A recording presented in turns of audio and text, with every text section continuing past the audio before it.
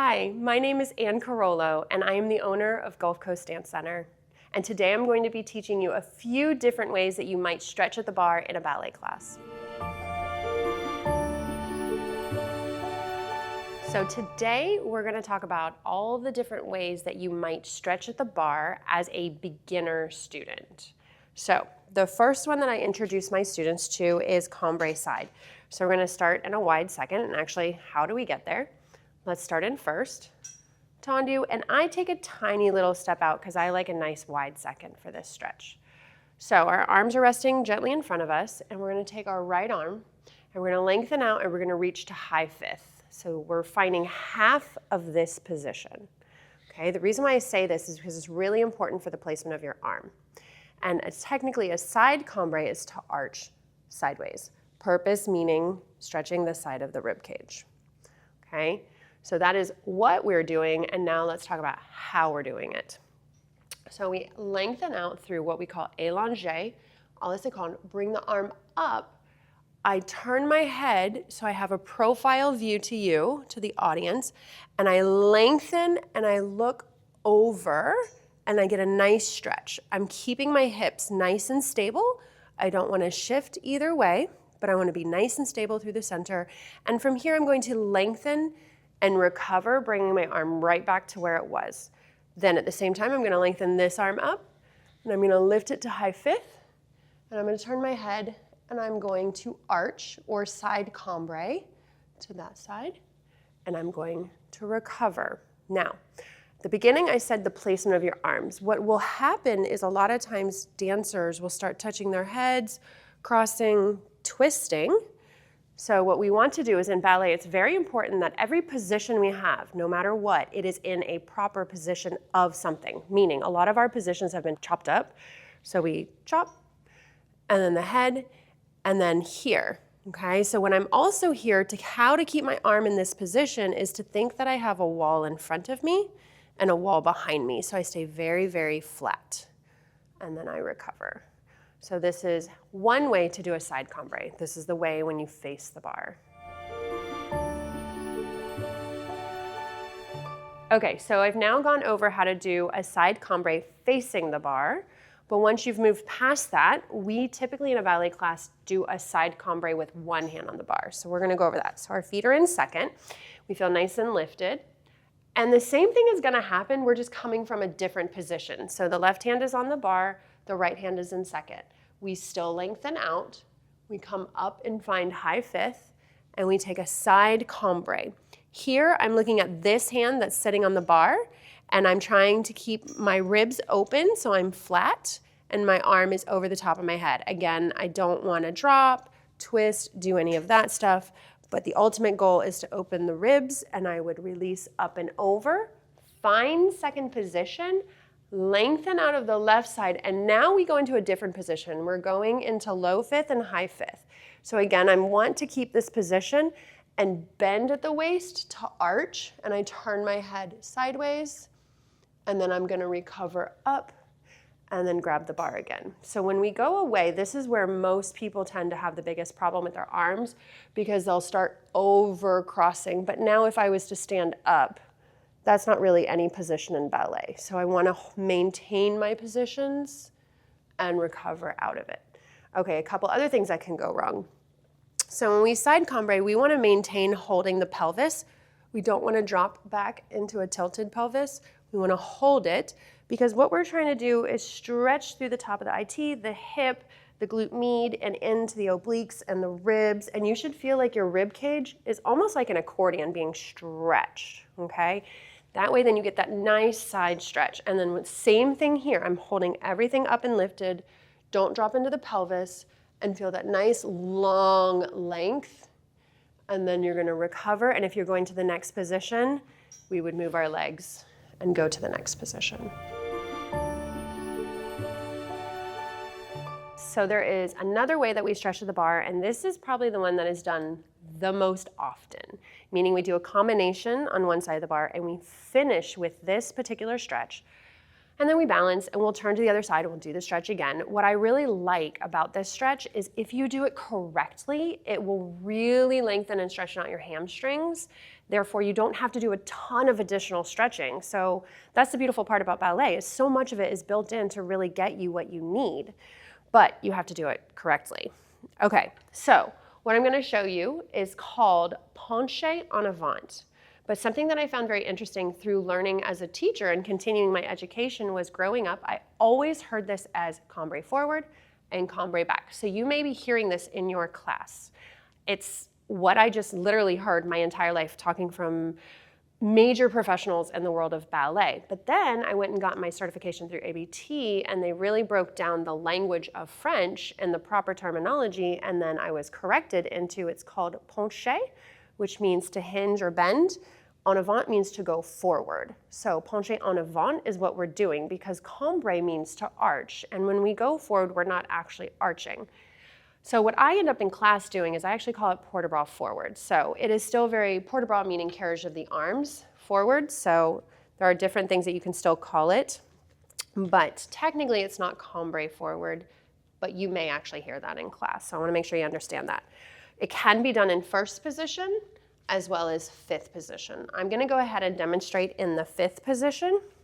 So our arm starts in second, we allonge, and I make sure that my students look straight out. That's gonna help support their head.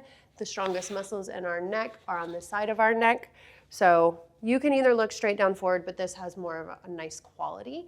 The arm is placed here. As I start to bend forward, I am gonna take this arm a little bit more forward to support my body.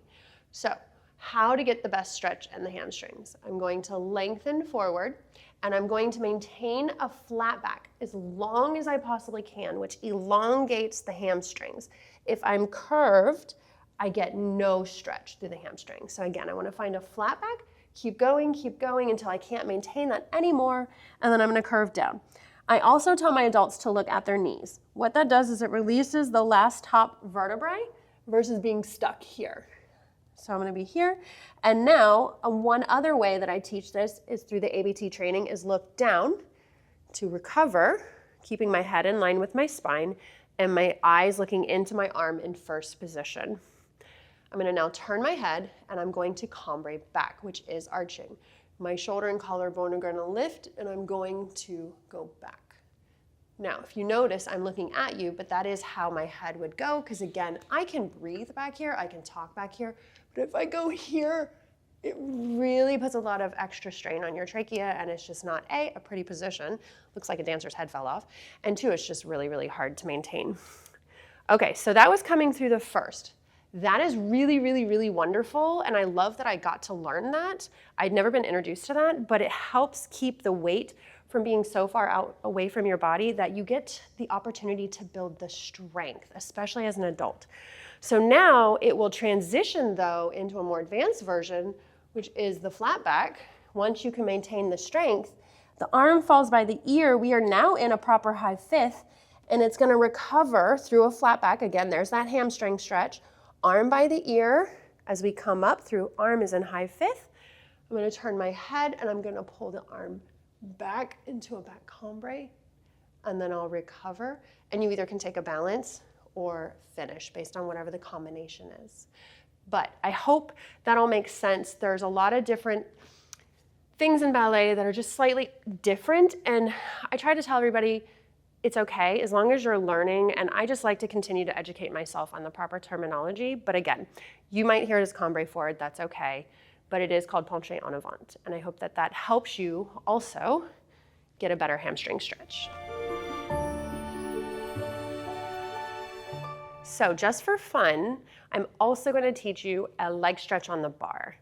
This one's maybe a little bit more advanced, but I know with my adults, this is the one combination that they actually feel like ballerinas. So we should learn it.